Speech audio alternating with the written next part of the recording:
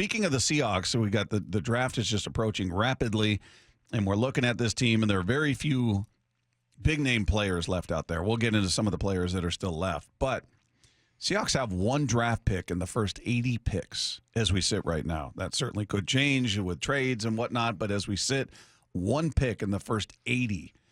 You think they'd be, considering what they still have to put on this roster, in your estimation, Dave, just looking at the holes that in your mind still exist, they've got a first, a third, 2 fourths, 2 sixths, and a 7th. Yeah. So let's pretend every one of those makes the team, and every one of those is an impact player. Is that enough to fill the holes? I mean, that's asking a lot. I mean, come on. Yeah, it is. Your asking 7th a lot. rounder is going to be an impact guy. I know it's happened, certainly, but I always go back to my default position, and that's that they're rookies. These guys coming in are rookies, and if they are able to contribute in a significant way, it's a huge win. Like Kobe Bryant. You know, I mean, he didn't have like the greatest rookie year, but like he played really well. That's what you kind of expect. You don't expect Reek Woolen, who was a Pro Bowler his rookie year, and who was drafted in the 5th round or 6th round. Fifth round. Yeah, I mean, you look at these picks, and the thing that worries me, first of all, I'm pretty much convinced that J.J. McCarthy is going to be the 2nd pick in the draft. He's getting better every day. He's getting more desirable. Pretty soon it'll be, should they go with Caleb Williams or J.J. McCarthy? That'll be the conversation. Well, and when you say that, it's every day according to the mock drafters. Right, because they keep moving up. Although, Bucky Brooks, I respect the heck out of him. He has him at number 3. So I'm like, well, he's at number 3. Why not number 2? We know Caleb Williams is probably going to be, far and away the first pick. But you look at the Seahawks where they are at 16. A lot of times I think that middle ground, like there's times where, I've heard John in the past say, well, we only thought there was 10 or 12 or 13 first rounders with a, first round grade. So that would indicate that you would move back. You would trade that and move back. And then, after that, you get the 81st pick, the 102nd pick, the 118th pick. You just laid it out 1, 3, 4, 5, 6, 7. I don't think that they're by any stretch counting on this draft to help them fill in their holes. But, down the road, I think, and there are some guys that they look and go, that guy can play as a rookie. So, but you always get surprises. And so, and we'll get into how people screw up the whole quarterback thing. But I don't know. To me, it just depends on how much but if I had to guess, I would say unless some guy that's ridiculous like Brock Bowers falls to them at 16, I feel like they're going to move back. To accumulate more picks. Yeah. And I agree. And, we've entertained the idea that they would go after a quarterback potentially.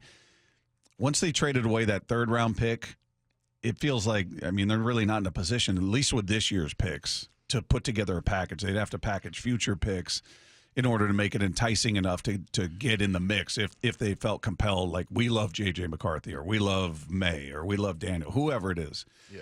For them to get in that conversation realistically, they don't have the draft capital unless we're dipping into future years. So it feels to me like the idea of drafting, certainly in the 1st round, a quarterback is pretty darn remote unless it was Michael Penix, who seems to be the one guy that nobody's moving further up the board. He's moving up a little bit in some of these mocks we've seen, but not like J.J. McCarthy has. And even though Penix was a star at the Combine and all of that, it didn't seem to move the needle much for him. So unless they have an eye on him, I don't see them. The 1st round was remote to begin with. Now it feels even less likely.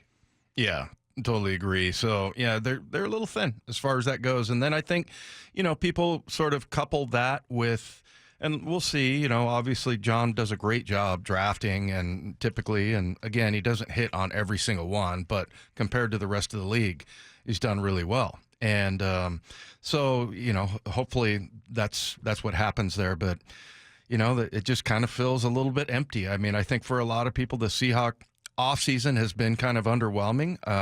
Maybe this is one of those we look back on and go, man, remember how crappy we felt before the draft? And, they got rid of Bobby and Jordan didn't get rid of, but those guys let them go, didn't re-sign them.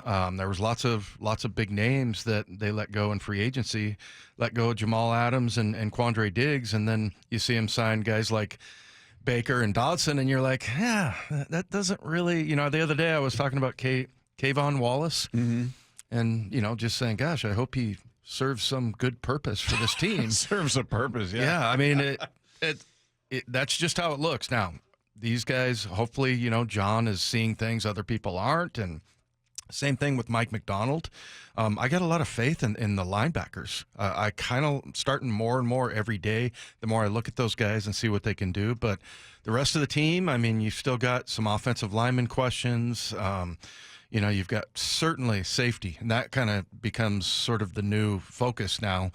And, they did sign a couple of guys, but it just doesn't seem like they're the kind of guys. And same thing if you look at their draft, like, oh, okay, are we going to go get a starter at pick number 81 or number 102 or number 118? So, yeah, it looks a little bit bleak. I'll be honest, but you've got a coaching change. I got to believe that Mike McDonald, pretty much everywhere he's gone, he's been really good, and he's kind of had the magic touch. And then Schneider has always done a good job as far as acquisition of talent.